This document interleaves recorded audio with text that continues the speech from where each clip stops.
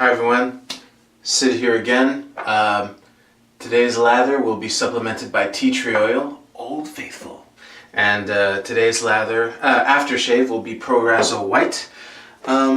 Today's topic is something that's really important, and I know that it's important because this is by far the question that I get asked the most often when I talk about voluntary society and how a world without government and that kind of thing. And this is the number one question after roads. I kind of find it weird about the roads thing. I don't want to comment too much on it, but one thing is for sure: even the people who ask about roads will ask this question next. So this is by far the most important question, which kind of gives me hope, because I know that the fact that an overwhelming majority of people ask this immediately proves that it's an important concern to most people. So the question is, what about the poor? This is a question I've wanted to address for a while now. And just a quick disclaimer, this episode will be heavily based on Freedomain Radio podcast episode 74, which considering the fact that Stefan Molyneux has almost 3,000 episodes by now, is way back when. I'm gonna put links to this under this video, and I'm also gonna put a link to episode 68, which came just before, which is also about helping the poor. But it's really episode 74 which helped me realize something that really stuck with me since then, and it's something most people don't realize, or at least they don't take the time to think about it, which is the fact that in general there are three kinds of poor people.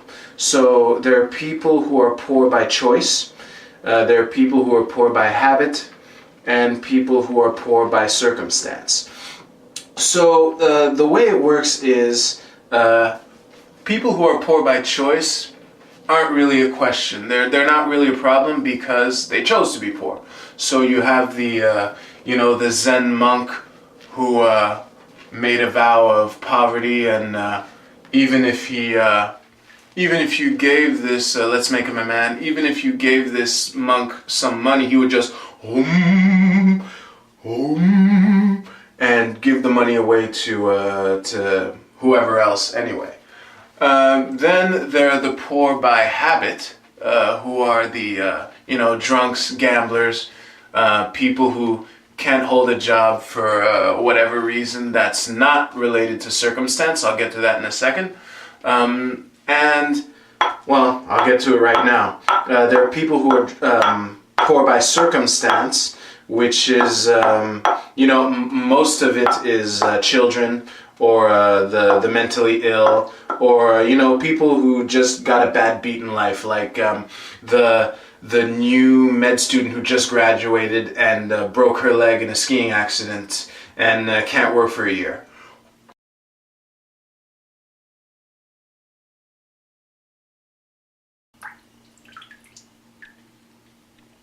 So here's the key distinction. The reason why this distinction is so important. People who are poor by circumstance, I don't think anyone sane has any problem with helping them out, because these are people who don't. How can I say this? You know what? I'll start by people with who are poor by habit. So the thing with people who are poor by habit is that if you help them out, you are, if you help them out just by giving them money, and nothing else, you're basically enabling a bad habit instead of encouraging good habits. So the med student who can't work for a year, if she, once she gets her leg all healed up, I'm sure that if she's smart, she'll be, preparing for entry into the workforce and whatnot. Whereas, if you So if you give money to the med student, you're helping her prepare for her eventual re-entry into the workforce, into the job market. Whereas if you give money to a drunk, let's say she's a drunk mother who drinks everything that you give her, and she beats her children when she's drunk. In that circumstance, you're subsidizing child abuse. And the problem with that is that people who are poor by habit have great incentive to pass themselves off as people who are poor by circumstance.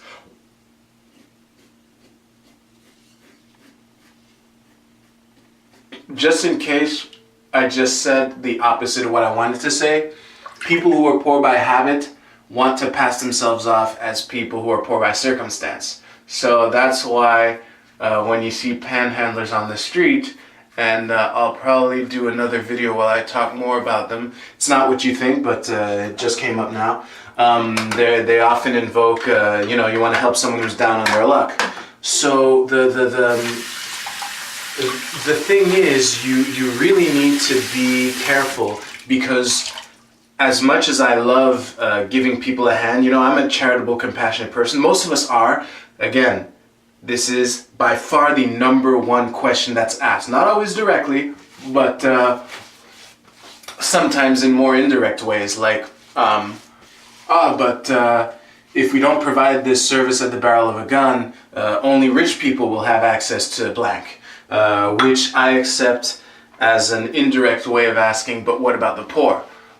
So yeah, as much as I'm all for helping people out who want it, without being an enabler to their self-abuse, sometimes abuse of others, it's really important and key to do due diligence. I mean, the very fact that you're in a position where you're asking strangers for charity is in itself a clue. This is a question that not everyone takes the time to ponder, where people often like they like to spawn these poor people who are just in a really shitty situation out of context and say, well, hey, we need welfare to help them out. But when you're in a position where you're asking strangers for charity, the natural question to ask when you take the time to think about it is, where is this person's friends and family?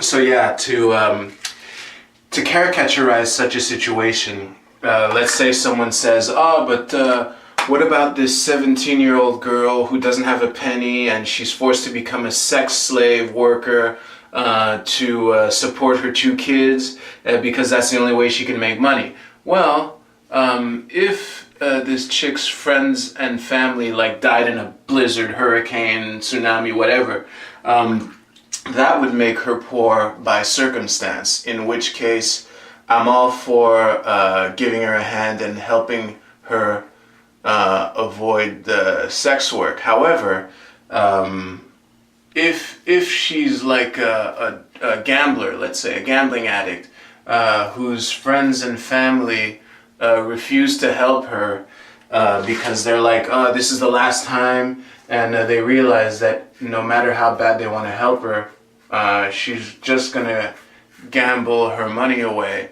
Well, then helping her, as her own friends and family have discovered at great expense, is just subsidizing her gambling addiction, and her kids are no better off, really. I probably shouldn't have given her kids. It makes the example a little more complicated than it has to be, but the fact that she's in this situation completely out of context kind of ignores the where is this woman's friends, where are this woman's friends and family? And the fact that if she is a gambling addict and she's just gonna grab the check and head straight to the casino while her 2 crying babies are in the crib, it's not it's not the most productive use of that money to just hand it over to her, which is the where the importance of proper due diligence comes into play. And as I mentioned in my last video on proprietary risk management, when you choose to help someone out, that is really something that you have to distinguish, because again, if she is a gambling addict, she's going to tell a story about, or she has incentive to tell a story about how the tsunami blizzard killed all her friends and family, and how she's this courageous lone survivor who just needs a little hand up to set up her candle making business or whatever. So yeah, the thing is, when the charitable organization is not proprietary, they don't have the incentive to do the proper due diligence to sift the habit poor from the circumstance poor. So that's why when you consider the fact that this is by far the most often the question that's asked most often, proves to me anyway, within the experience of my conversations in my life, that this is a very important issue to a lot of people, and rightfully so, I might add. I mean, sure. The fact that it's so important proves that that it would get done if people had the means to do it, and I'll probably come back to that little comment in another video. And the fact that if the charitable organization is proprietary, and if you donate your money to this organization and they end up helping a bunch of drunk people and gambling addicts and people who just blow a lid every 2 seconds so they can't keep a job, and who don't think they need therapy because I'm just fine, that charity would eventually lose reputation. Whereas when we're just forced to pay for the organization that does it, as I mentioned in the last video, no matter how it starts out, over time their incentive to do the proper due diligence to separate these last two kinds of poor people, it drops to zero. And so that's why these are the two dangers I wanted to flag in this video, which is it's very dangerous to consider the poor as this homogeneous blob of people who are all poor, and that's all that matters. The circumstances behind their poverty are irrelevant. It's the poor, this homogeneous blob.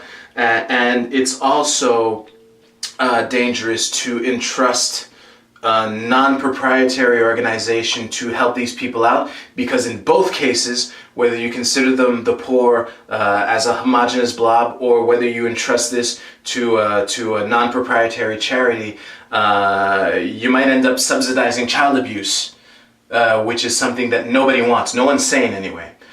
So the timing is almost perfect. Thanks again for watching this video. Please like, share, comment. I think this is a really important topic. There are links in the show notes. I'm on Twitter at @SidRockMTL. So thanks again, and I'll see you in the next shave.